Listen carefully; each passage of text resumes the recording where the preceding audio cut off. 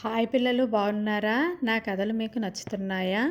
సరే, కథలోకి వెళ్ళే ముందు ఈ కథ కనుక మీకు నచ్చినట్లయితే ప్లీజ్ లైక్ చేయండి. సరే, కథలోకి వెళ్ళిపోదాం. పూర్వం అవంతిపురాన్ని ఆనుకొని ఒక అడవి ఉండేది. అక్కడ ఒక స్వామీజీ తపస్సు చేసుకుంటూ ఉండేవారు. ఒకరోజు వేటకని రాజు అడవికి వెళ్ళాడు. అక్కడ కందమూలాలు సేకరిస్తున్న స్వామీజీని చూసి నమస్కరించాడు. తనను తాను రాజుగా పరిచయం చేసుకున్నాడు.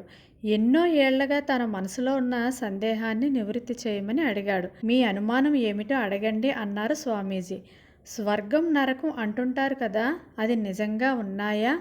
అవి నిజమే అయితే వాటిని చూసినట్లు ఇంతవరకు ఎవరూ చెప్పలేదే అని అడిగాడు రాజు.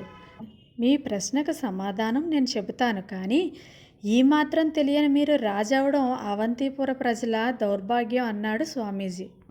ఆ మాటకు పట్టరాని కోపంతో వర నుండి కత్తిని బయటకు తీశాడు రాజు.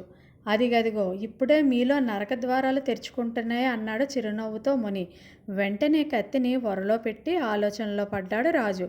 కొన్ని క్షణాల తర్వాత మన్నించండి స్వామీజీ, ఆవేశంలో కత్తిని దూశాను అన్నాడు రాజు, రెండు చేతులు జోడిస్తూ వినమ్రంగా.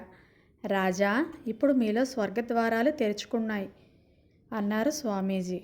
మునివర్యులు ఇంకా ఏమి చెబుతారో అని ఆసక్తిగా చూస్తున్నాడు రాజు. మనలో చెలరేగే కోపం, ఈర్ష్య, ద్వేషం, లోభం, మోహం లాంటి దుర్గుణాలే నరకం. అందరికీ మంచిని పంచే శాంతం, కరుణ, దయ, ఓర్పు ఇలాంటి సద్గుణాలు ఉన్న మనసే స్వర్గం.